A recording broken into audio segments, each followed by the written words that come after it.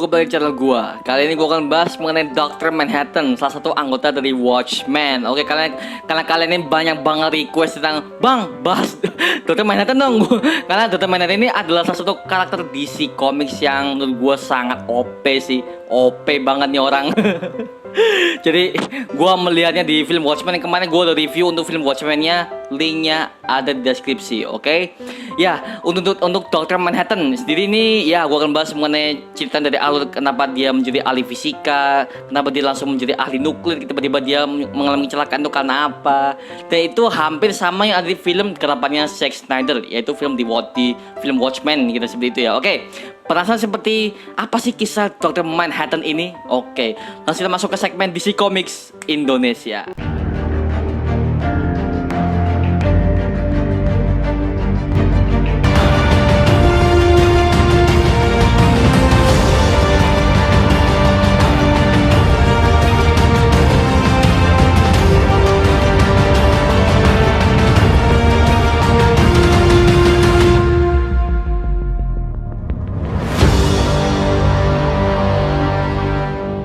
Oke, gua akan mulai dari asal usulnya si Dr. Manhattan. Kenapa dia bisa menjadi seperti itu? Oke, mari kita lanjut. Dr. Jonathan Osterman adalah seorang fisikawan nuklir yang terperangkap dalam uji coba partikel radioaktif.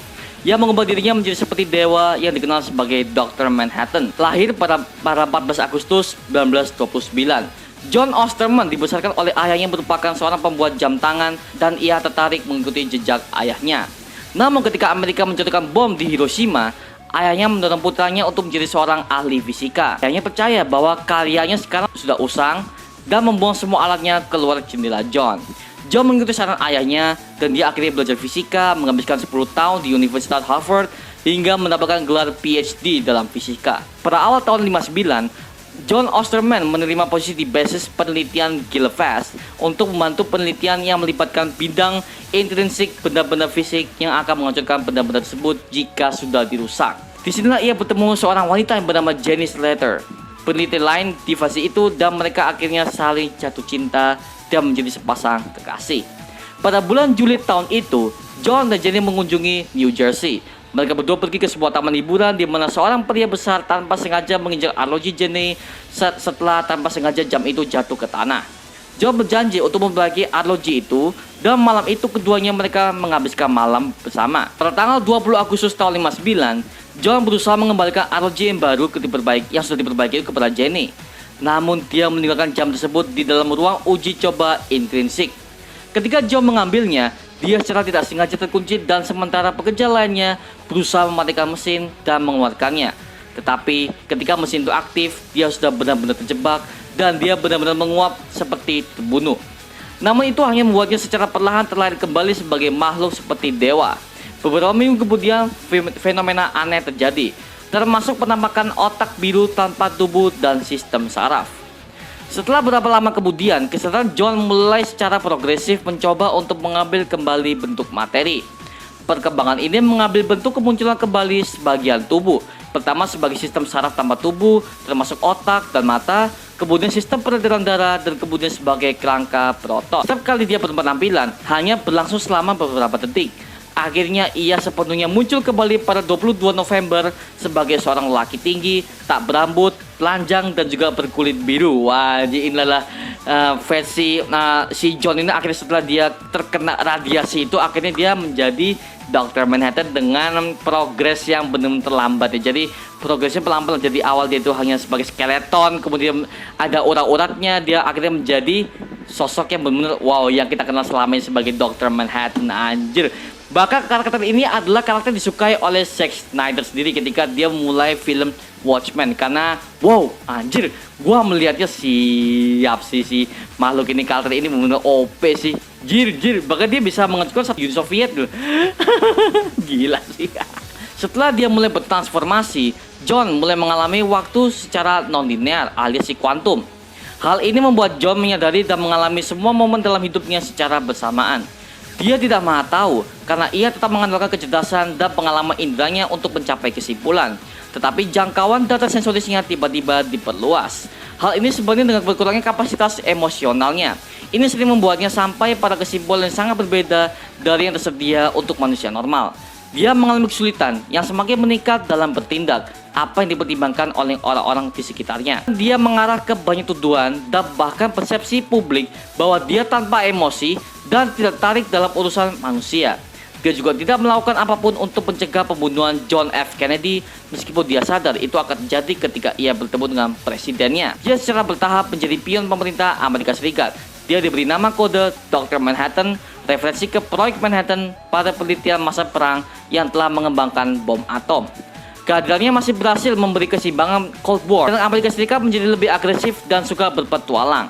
Kemampuannya juga secara radikal mengubah ekonomi dunia karena ia dapat mensintesis sejumlah besar litium yang diperlukan untuk semua kendaraan bermotor untuk menjadi listrik. Atas permintaan Presiden Richard Nixon, ia membawa kemenangan Amerika dalam perang Vietnam dalam waktu 3 bulan. Kemenangan ini mendistorsi proses politik Amerika ketika amandemen ke-22 dicabut oleh Nixon dan Nixon berulang kali terpilih kembali. Oke, itu adalah sejarah dari Dr. Manhattan. Namun apa sih kekuatan Dr. Manhattan sih? Oke, yang pertama adalah kekuatan setara dewa.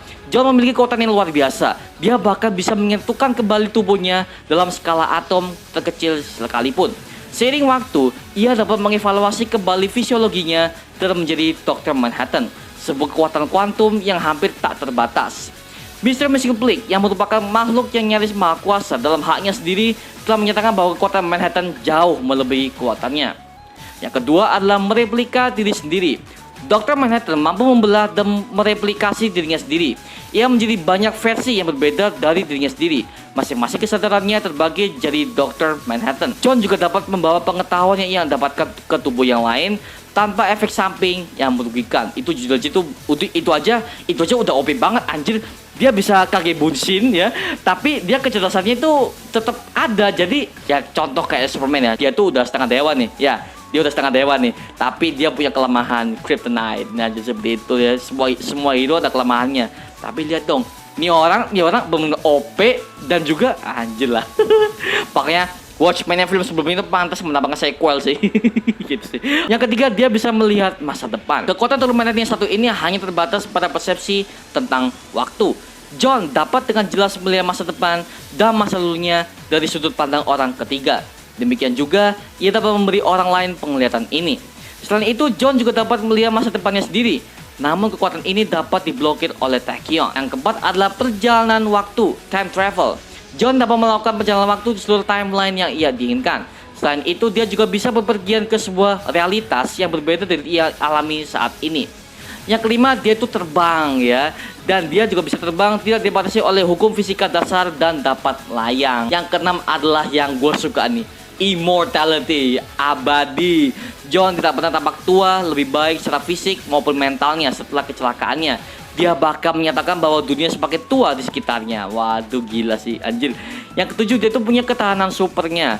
Dr. Manhattan dapat membiarkan semua benda melewati dirinya. Hal ini berarti dia kebal terhadap peluru dan semua jenis pukulan. Dia dapat memperluas kemampuan ini ke orang dan benda lain. John juga memiliki daya tahan yang luar biasa dan praktis kebal terhadap kerusakan fisik.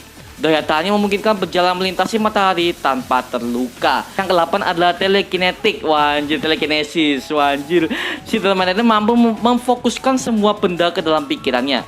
John membatasi dirinya hanya menggunakan kemampuan mentalnya sendiri untuk melakukan banyak tugas saat ia membongkar atau merakit kembali benda-benda dalam organisme hidup. Dia bahkan juga bisa membuat kepala seseorang meledak jika dia menginginkannya tanpa menyentuh. Lu gila nggak tuh? Jadi semua telekinesis tuh, gila sih. Jadi ini adalah campuran Superman. Terus habis itu siapa ya? Dari X-Men, siapa namanya? Profesor X, Magneto masuk. Jadi waduh, combine sih. Jadi OP, dia adalah salah satu karakter OP yang menurut gua tanpa kelemahan sih dia sih. Nih dia nih, si Dr. Manhattan kampret lah. Jadi seperti itu. Makanya Amerika dan Uni Soviet itu berusaha untuk menyalahkan dia atas perang nuklir. Padahal yang sebenarnya yang melakukan adalah yaitu kampret.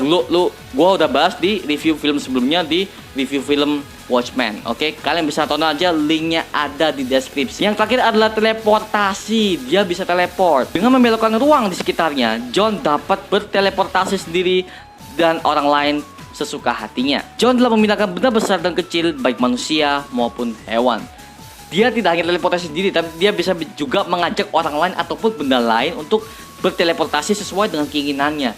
Anjir lah. Jadi itu adalah profil dari Dr. Manhattan ya. Ya memang singkat sih untuk video ini, karena ya itu sih untuk yang gue dapatkan research gue mengenai Dr. Manhattan.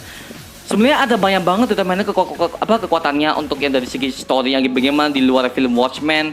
Tapi untuk Dr. Manhattan sendiri sih menurut gue ini udah cukup sih untuk membuat gue harus akui bahwa dia itu adalah karakter paling OP di DC Universe. Superman masih kalah anjir, jujur aja. Gila sih. Oke, ya itu aja untuk video kali ini mengenai ya si Dr. Manhattan. Oke, kalau kalian ada yang tahu mengenai Dr. Manhattan untuk sepenuhnya, tulis di kolom komen di bawah. Nanti kita bisa berdiskusi bareng mengenai Dr. Manhattan. Kalau kalian ada yang tahu komiknya, mungkin atau kalian ada yang tahu mengenai cerita Dr. Manhattan ketika dia bla bla bla bla bla bla. Jadi itu kalian bisa tulis aja di kolom komen. Nanti gua akan baca satu persatu dan kita bisa diskusi bareng terkait dengan si karakter OP brengsek ini. Oke, ya itu aja untuk video kali ini. Kalau kalian kalau kalian belum tahu mengenai Dr. Manhattan lebih lanjut, kalian bisa aja ya nonton di film Watchmen ya tahun 2009 karyanya si Zack Snyder, dan kalian bisa baca komik lamanya juga ada kok. Tapi namanya komik kan pasti lebih detail ya. Jadi ya kalian bisa baca-baca aja lah terkait dengan Dr. Manhattan just begitu. Oke, ya itu aja untuk video kali ini mengenai Dr. Manhattan. Ya, jangan lupa like, comment, dan subscribe untuk mendukung gua membuat video menarik dan menghibur kalian semua. Oke, ya sampai jumpa di video berikutnya, dan mungkin video selanjutnya gua akan membahas mengenai Batman Death in the Family ya. Untuk film animasinya jujur aja gua belum nonton karena gua masih belum sempet, Pak. Aduh, gua belum sempet, ada banyak project, tugas kuliah, UTS. Aduh, kesel banget gue.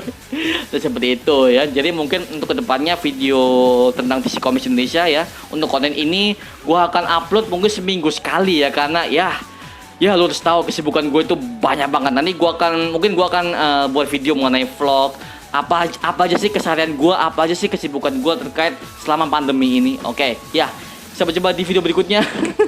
Adios.